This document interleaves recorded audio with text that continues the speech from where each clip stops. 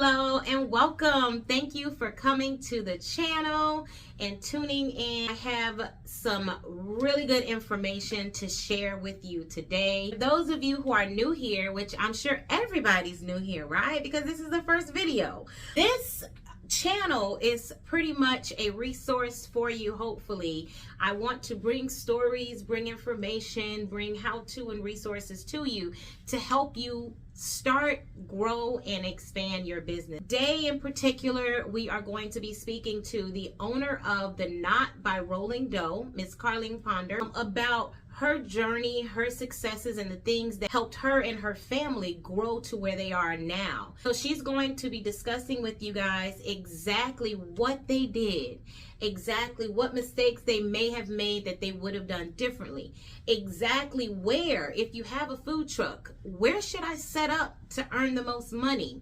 She's going to be sharing all of those secrets to their success and much more in just a moment.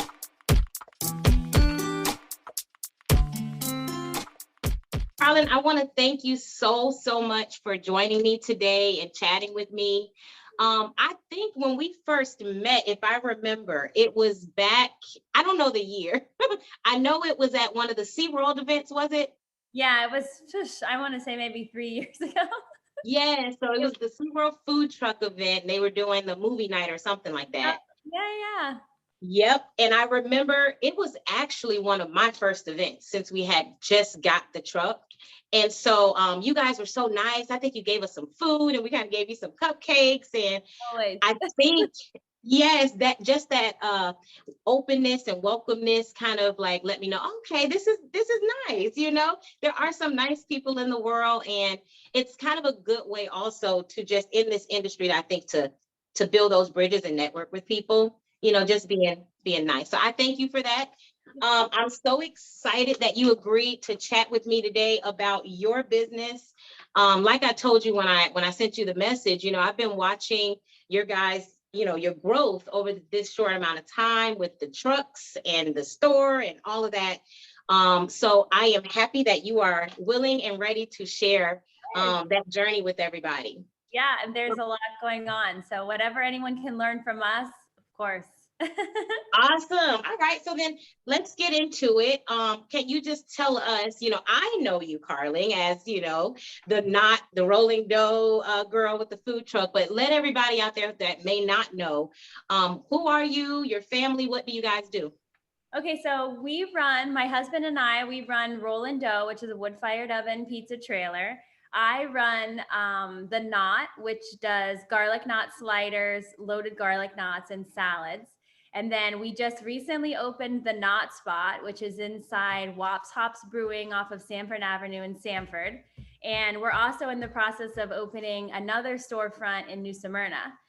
So we've got a lot of things going, and we also have a third truck that's actually drivable in the process. We're trying to get done before July 4th so we can get it on the road, but we'll see how that works out. But my husband and I run all of this. We've got a couple employees that have been really stable. My mom helps us a lot. We have 2 little ones at home, so we have his parents taking care of them when they can. So it's a nonstop thing. So it's Nice. busy.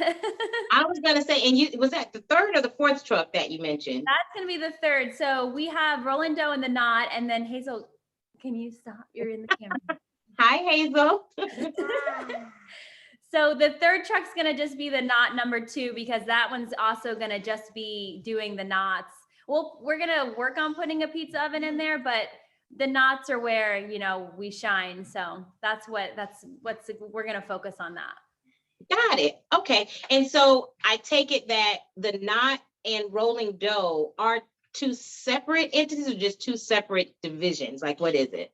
So we have one big LLC, which is and on if you're starting out and you're learning about all this stuff, you have no idea unless somebody's guiding you. We have no idea. So when we got this going, we opened an LLC, which we wanted to just be our top tier. And then everything we open after that, we put as a DBA. So Rollin Dough is one of our DBAs, and that's the wood-fired pizza, the Knot Spot, and then the Knot House. So we've got multiple DBAs, but they're all under our LLC. And we've found, and maybe, there are better ways to do it, but for tax purposes, it's all under one. So when we have to file our taxes every year and send in our sales tax every month, it's only one. So it's consolidated. So for me, because I'm doing it myself, it's so much easier. So I don't know how, the moving parts on all that, but for us, we started with the LLC and then we run down with our DBAs.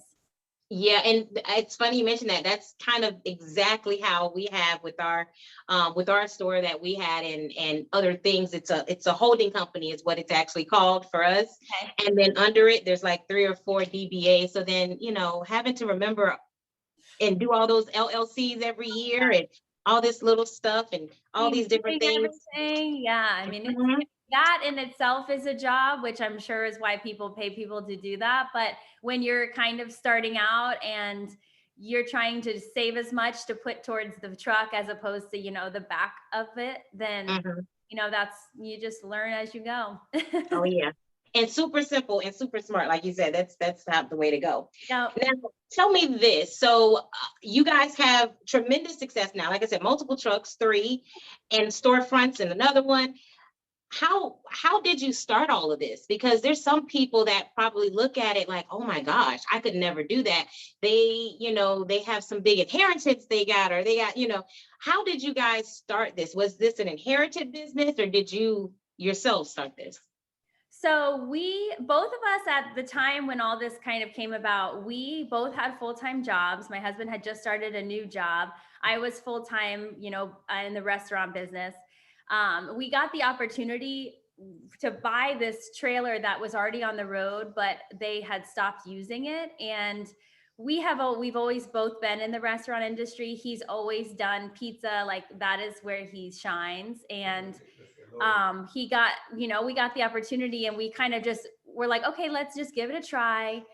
Let's just buy it and then we'll start working on it. Cause it was fully functioning. So like it was turnkey, but we had to still do the licensing and everything. But the goal was to run our full-time jobs and then have the food truck kind of just be like a part-time thing when we had time, which in our minds, we didn't really know this food truck game is really serious and takes way more time than you just see people out on the road for 3 hours. It's like, no, you got a whole week's worth of prep or all this other stuff. So we started with the truck part-time, did a couple of events, and then he quit his job and started running it. And I started slowly just, stopped working as much at the restaurant I was working at. And then, we just decided, you know what, this is where we want to be. This is what we want to do. Let's just put all of our time and effort into that. And so I quit my job and here we are. It's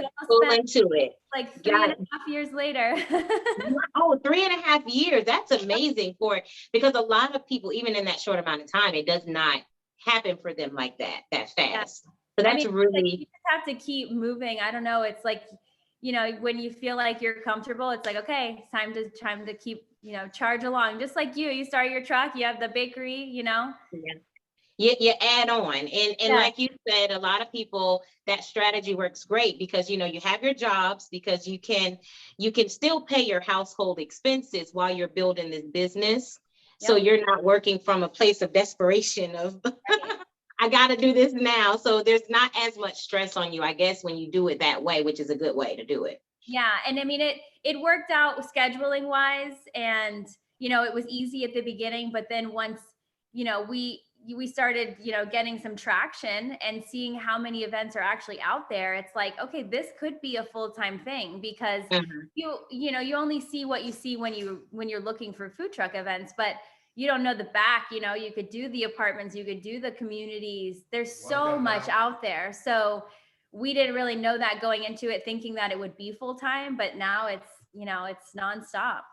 Nice. And like at some point you kind of, I think I read that your husband, he said that his family's been in the business Yep. of pizzas for forever. So it's kind of like he turned that love of pizza and that passion Yep.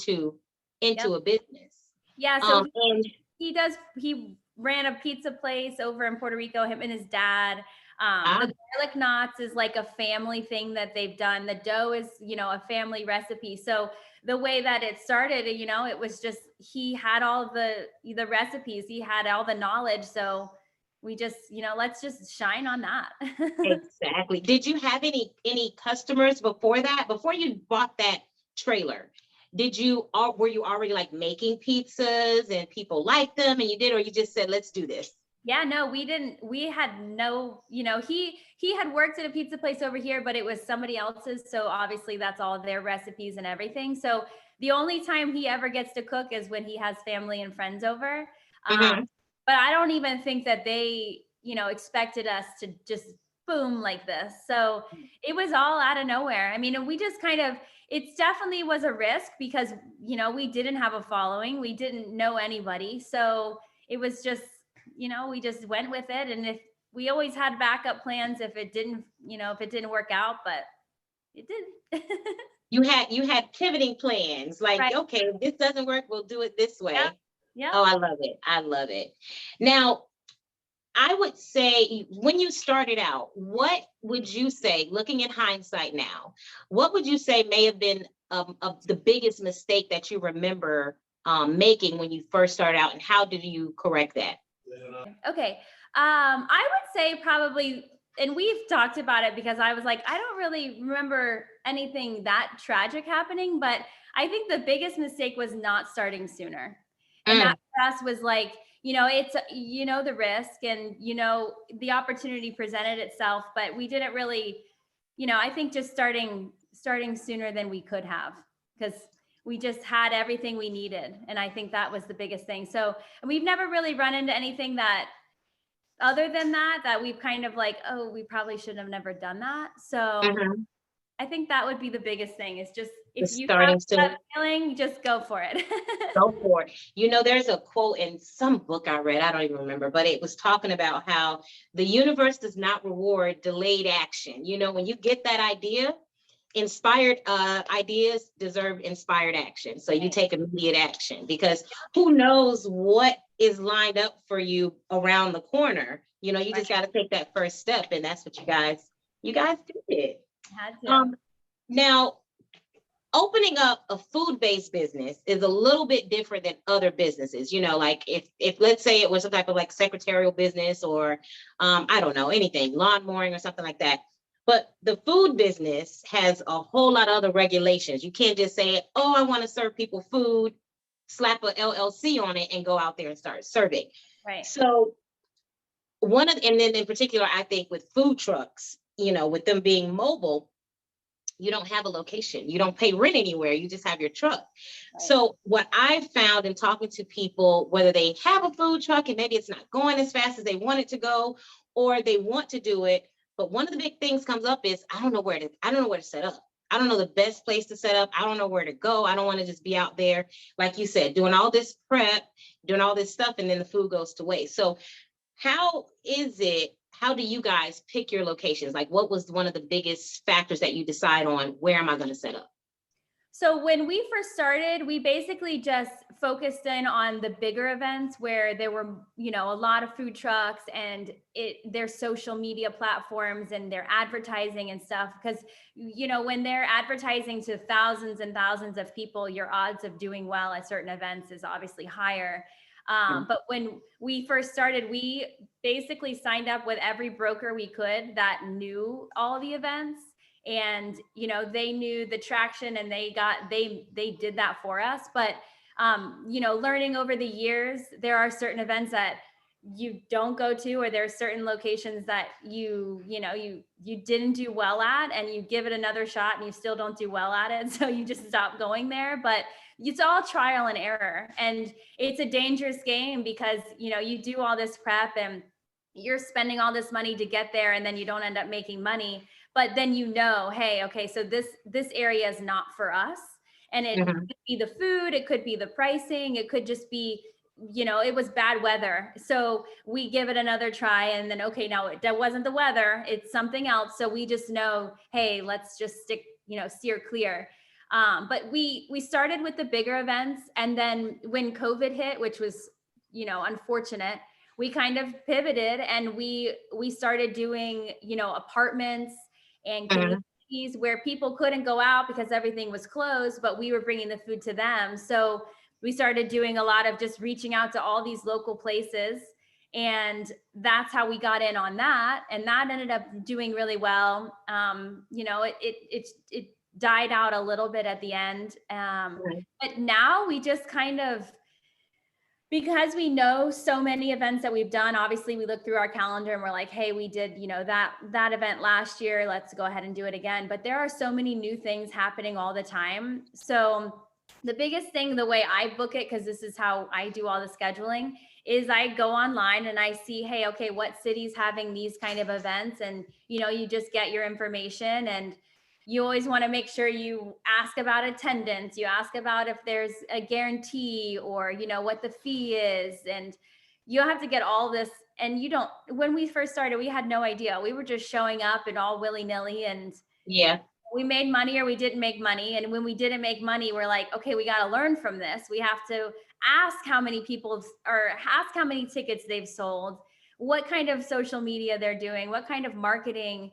So that, for me, I think, is when you're booking, that's what you want to know. And if you're working with a broker, make sure that they're the ones that are, you're paying them to do a job. So do it, you do your marketing, or, what are we paying you for? So I think that now we're a little bit more conscious because of the price of food and the price of gas. Oh, yeah. We have to know, okay, hey, if we're not going to make enough at this certain event to, make even a couple more dollars than what we put into it, then let's just pass on it. So, I mean, it is very tricky. It is, and then when your schedule's empty, you get kind of desperate, and you're like, hey, we probably should get the truck back on the road. You start doing little things just to kind of fill it in. But I mean, it's all a learning process. You just have to, and you give it a try. And if it doesn't do well, then you figure out why, and then just don't go back. Learn from it. I love it. Yeah. Now, I did also read that you guys, not only, I know you're here in Central Florida, but you also did North Florida as well. So you were in a wide area. Oh my gosh. So we were originally based out of Sanford. And when we started working over on the store in New Smyrna to open that one, we picked up and moved over here. So we basically went from Seminole to Orange County, working all the way to Kissimmee, to now we're based out of Volusia. So it's a whole different ballgame over here. There's less, I feel like there are less trucks, and there's so much more opportunity, but we just have to find it, because it doesn't have the market that Orlando and Seminole have. So for us now, we're like headed to Jacksonville and Palm Coast, which they have their own set of food trucks that are like amazing, which we've never known because we just don't ever travel that far. So we've broadened our horizon as far as we can go up all the way to North Florida, but we try and keep our travel distance within about an hour and 15, just again, because of gas and everything. So it's just, but I mean, it's great. So we can go all the way now that we're based off of 95. We can go all the way from Jacksonville to Cape Canaveral and Melbourne. And obviously we can still go all the way to, Windermere or stuff like that. But we try and stay now on this side of the 95. So. Got it. Yeah. But that has to be good to have the ability to serve such a wide area. And like you were saying before, like, if you notice the schedule is empty, well, you're not just you didn't just lock yourself into one geographic area. And if these people don't have anything going on, so you intentionally expanded your territory to give yourself more business. You created more business for yourself, which is a good thing. Yeah. And I think too, when we expanded onto this side, it's a great marketing tool for the store we're opening in New Smyrna, because this side of town never really knew us. And so we're trying to give them a taste of what we're going to be selling and what we have and what we'll be able to offer. So kind of get them hooked on this side, because that's what we did in Sanford. over there. And I'm glad you mentioned that store, because my next question that I want to ask you about is, you having great success mobily. You're able to move, you don't have to set up, you don't have to have operating hours. But now you currently have the store in downtown Sanford, which is a huge thing. I mean, downtown Sanford is happening. Like it Yes. is, it's on fire. Everybody, I don't care where you are, like in this area, downtown Sanford, yeah, they always have something going on. Yes. So you're in an amazing area with a lot of foot traffic and a lot of hungry people who are, when we start drinking, we start eating. Yes. Food. Now, what was the decision what prompted that decision to say, let's put some roots down, and instead of being mobile, let's actually be stationary here? So I guess when Wops Hops originally came to us, they had a kitchen. So they had been running this kitchen for 5 years, and they're beer people, and they decided, hey, let's find somebody that has a love for the kitchen to take over. And they reached out to some other people that knew us, and that's how we kind of connected. But we were gung-ho to work on this new Smyrna store. But everything is just taking a lot slower. So we had to rev up the trucks again and start making some money. And then they approached us and they said, hey, this is what we have to offer. Give us your thoughts. What do you want to do? So we just jumped on it. We've always wanted to be in Sanford. It's just very difficult to find a location down there that's not a ton of money, that we can actually make money off of it, because the food truck events they have down there are always busy. We Yes. had that was where we started. So I feel like we've already had made a name for ourselves there.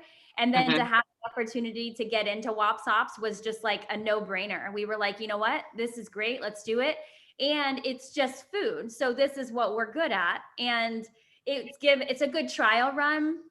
But moving forward in New Smyrna, we'll be able to have the revenue of the drinks and the beer and the wine, which right now you're noticing on a brick and mortar that's not selling drinks. It's like, okay, we're strictly food, so we have to make this happen with just food. So I mean, it's again another learning curve that we're loving it though. I mean, it's such a great opportunity, and we're making so many new new memories with these people. And we're also able to, when we're out in Orlando, say, hey, come to Sanford, check us out. We've got a wider menu now that we have a full kitchen, and we're not just stuck on a little box. So, I mean, it was a no-brainer to jump on it, and we are very happy that we did it. And so we love being in Sanford. So it's just a great central point, I think, from everywhere that we go. Awesome. And I can imagine with like running the multiple trucks and the new location that's, has to be staffed, and working on the other one that's getting ready to come in New Smyrna, you've had to, since it started off with what, you and your husband, and now you've expanded. Obviously, you're not on all these trucks working 24/7 a day, 7 days a week. I'm sure you have some systems in place now, right? Yeah, so we've actually been very lucky to find the staff that we've had, but right now when my truck is on the road, it's just me and my mom. So I do all the cooking and she does the cash register, and that is what it is. As far as Sanford goes, we have had a steady staff that we've found that's very strong, and my husband runs that, which is why we've had to park Rollin, because there isn't enough work there's not enough work to have all the trucks out, but at the same time, we don't have enough staff to be in 3 places at once right now. So the systems that I feel like we've had, I mean, we still do everything ourselves. It's scary and it is a lot, but we do. I mean, he does all the sauce, and he's taught me a lot of the stuff to do on my own. Now that his parents are actually here from Puerto Rico helping us out, his dad is, he's a knot master. So he's in the store making knots for us when we're both either on the road or at the other store. So so it's very family oriented, and I am a Capricorn, so it is very hard for me to let go of certain things. So okay, here you go. Like I have control issues. So right now we haven't reached that point where I have to say, okay, good luck with yourself. So we've been able to actually keep it just us. Kind of, and that's good. But you kind of are probably, without knowing it, developing those systems and those things, because I can imagine once you do open the new Smyrna store, you're gonna have to bring on those, staff and teach them how to do it the same way your husband does. So there's consistency throughout. So that's gonna be exciting. I'll probably be reaching out to you to find out about that. I think the biggest system now, and he's trying to like have me work on it, is making like a recipe book. And that's what he's known forever, is just having it on a piece of paper with pictures and measurements and step by step of what we need to do. So that, I mean, I'm starting to work on that. of all the free time that I have, you just wiggle that in there. But that will be our next step as far as the system, is just getting everything on paper. That way people know if we go out or we're somewhere and they don't have something, there it is right there, and you can handle it yourself. Perfect.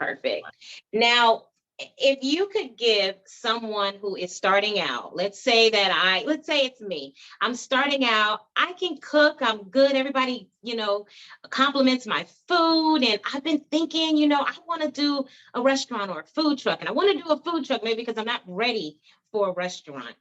What one piece of advice can you guys give to me or that person that's starting out that you wish someone would have told you? I would probably say, gosh, I don't know. I would say it's a lot of them, huh? Yeah, right. I know. It's not what it seems. So I would say just prepare yourself and be organized. It's scary how social media can control your business, and it's always in a good way, because that's where it's at right now. So have your social game strong.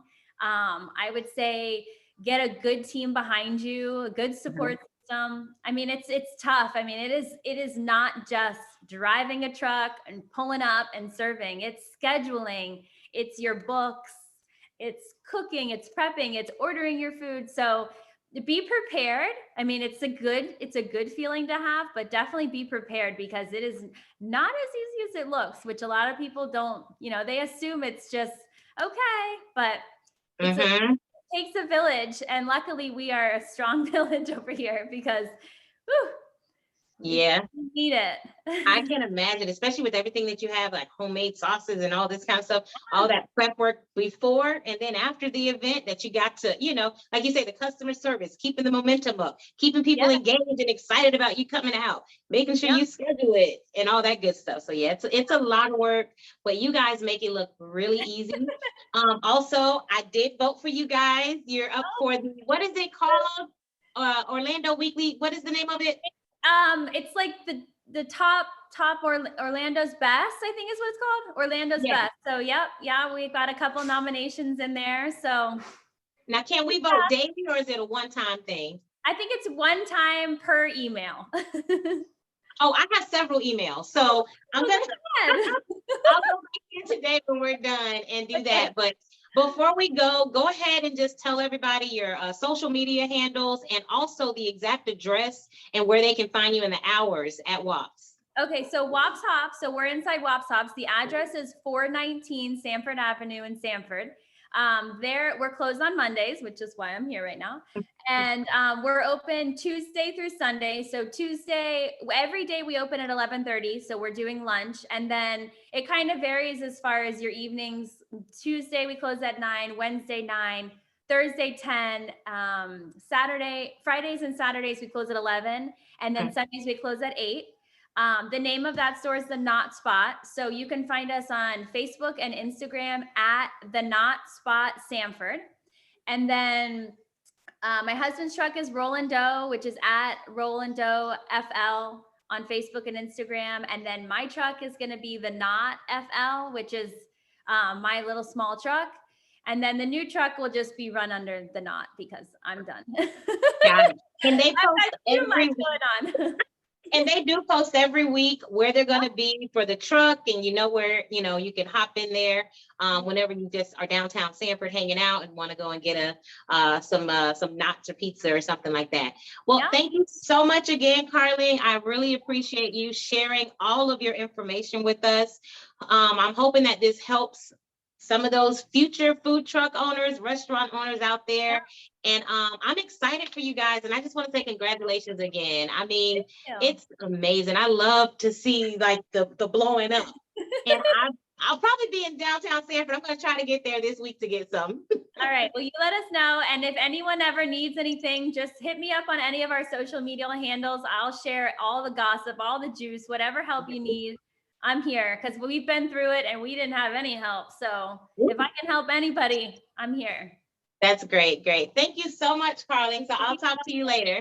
All right. You have a great one. You too. Thank you for watching. I hope this video was informative and inspiring. If you are interested in starting or growing your business to a bakery or food truck, join us on one of our free live trainings held on Wednesdays. Link below.